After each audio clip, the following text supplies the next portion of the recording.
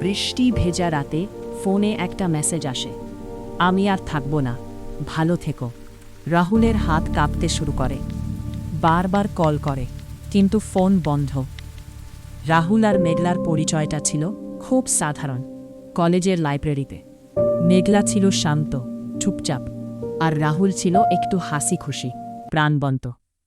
ধীরে ধীরে কথা, বন্ধুত্ব, তারপর ভালোবাসা। সব কিছু ঠিকই চলছিল, কিন্তু একটা সমস্যা ছিল। রাহুল কখনোই নিজের ফিলিংস ঠিকমতো প্রকাশ করত না। মেঘলা বারবার বলত, তুই আমাকে সত্যিই ভালোবাসিস তো? রাহুল হেসে বলত, এইসব বলতে হয় নাকি? সময়ের সাথে সাথে মেঘলা বদলে যেতে থাকে, চুপচাপ, দূরে সরে যেতে থাকে।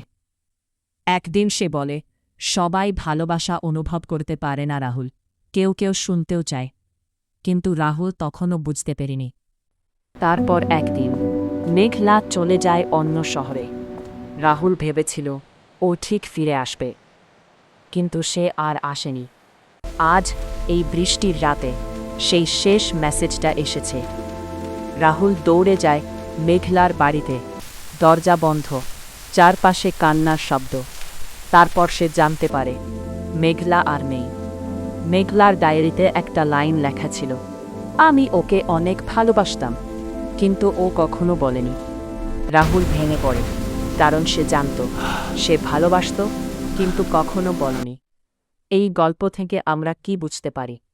ভালোবাসা শুধু অনুভব করলেই হয় না, সময়ে সেটা প্রকাশ করাও জরুরি।